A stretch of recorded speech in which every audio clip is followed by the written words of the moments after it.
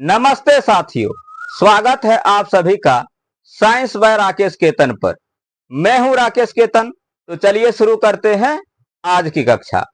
आज हम लोग पादप में वृद्धि करवाने वाले अगले हार्मोन जिब्रेलिन के ऊपर बात करेंगे। तो आइए देखिए, जिब्रेलिन हार्मोन। इस हार्मोन की खोज एक जापानी वैज्ञानिक कुरुसोवा के द्वारा की गई। तो कुरुसोवा एक जापानी वैज्ञानिक है जिन्होंने जिब्रेलिन हार्मोन की खोज की थी। आइए अगला पॉइंट देखिए। जापान में धान के खेत में अर्थात चावल की फसल में एक कवक जिब्रेला कुजुकोराई के कारण पूरी धान की फसल खराब हो गई। धान के पौधे औसत लंबाई से अधिक लंबे व पतले हो गए। मतलब जापान में एक बार धान की फसल जो है पूरी तरह से खेतों में गिर गई थी, खराब हो गई थी। और इस बात का जब जांच हुआ तो पता चला कि एक कवक जिसका नाम जिब्रेला कुजुकोराई है, इसके कारण धान के पौधे का जो तना होता है उसके लंबाई में औसत लंबाई से अधिक वृद्धि हो गई और धान के जो तना होता है वो पतला हो गया। तो धान के पौधे की लंबाई में अधिक वृद्धि हो गई और तना हो गया पतला। तो तना पतला होने के कारण धान के जो फसल है उसके भार को सहन नहीं कर पाया और जो धान का फसल है वो पूरा का पूरा खेत में गिर गया, जिसके कारण पूरी की पूरी फसल जो है वो बर्बाद हो गई। ये किस कवक के कारण हुआ? ये हुआ जिब्रेला कुजुकोराई के कारण। तो ये जो जिब्रेला कुजुकोराई है, आखिर इसमें था क्या? तो इसमें एक विशेष प्रकार का हार्मोन था जिसको बोला जाता है जिब्रेलिन हार्मोन। तो ये हार्मोन जो है क्या किया, क्योंकि ये जिब्रेला कुजुकोराई क्या किया था, तने की लंबाई में वृद्धि करा दिया था। तो बाद में पता चला कि ये जो जिब्रेलिन हार्मोन है ये उसके अंदर था और तने के लंबाई में औसत लंबाई से अधिक वृद्धि करा दिया, जिसके कारण धान की फसल जो है वो बर्बाद हो गई, खराब हो गई।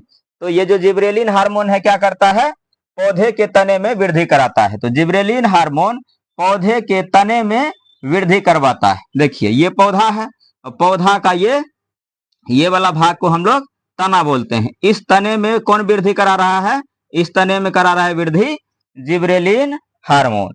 और आप जानते हैं कि पौधे के सबसे ये वाला जो ऊपर वाला भाग है तना का, इसको कहा जाता है शीर्षस्थ प्ररोह और ये है जड़। तो जड़ के इस वाले भाग को हम लोग कहते हैं शीर्षस्थ जड़, एपाइकल रूट, और इसको कहा जाता है एपाइकल शूट, शीर्षस्थ प्ररोह। तो शीर्षस्थ प्ररोह और शीर्षस्थ जड़ की वृद्धि कौन कराता है? Auxin hormone. और जबकि तने की वृद्धि कौन करा रहा है? Gibberellin hormone. नेक्स्ट पॉइंट देखिए। वर्ष 1938 में दो वैज्ञानिक याबुता व हयाशी ने इसे सर्वप्रथम एक कवक से पृथक्कृत किया। ये जो जिब्रेलिन हार्मोन है, इस जिब्रेलिन हार्मोन को सबसे पहले वर्ष 1938 में दो वैज्ञानिक याबुता और हयाशी ने अलग किया था, एक कवक से पृथक किया था कवक से। नेक्स्ट पॉइंट देखिए। यह हार्मोन बीज अंकुरन, सीड जर्मिनेशन में भी सहायता करता है। ये जो जिब्रेलिन हार्मोन है ये सीड के जर्मिनेशन में भी हेल्प करता है, अंकुरन में भी हेल्प करता है। देखिए ये एक बीज है, ये राजमा का बीज है, जिसे राजमा के बीन को कहा जाता है किडनी बीन्स। तो बीज की ये जो है सुषुप्ता अवस्था है। तो जब बीज की ये सुषुप्ता अवस्था है, तो बीज में जब इसको जमीन में डाला जाता है बीज को, तो कुछ विशेष प्रकार की इस तरह की संरचना निकलती है। अब बाद में ये संरचना जो है एक जो है ऊपर चला जाता है जो कि तना बन जाता है, और एक नीचे चल जाता है जो जड़ में परिवर्तित हो जाता है। चलिए देखिए बोल्टिंग इफेक्ट, बोल्टिंग प्रभाव क्या होता है। कुछ पौधों में द्वितीय वर्ष में जिब्रेलिन हार्मोन के प्रभाव के कारण पौधे के तने के शीर्ष पर एक विशेष प्रकार की संरचना का निर्माण हो जाता है जिसे बोल्ट कहते हैं। वह इस प्रभाव को बोल्टिंग प्रभाव कहते हैं उदाहरण प्याज और लहसुन। देखिए ये पौधा है, तो कुछ पौधे होते हैं जिसमें द्वितीय वर्ष कुछ इस प्रकार के संरचना का निर्माण हो जाता है, किस जिबरेलिन हार्मोन के कारण।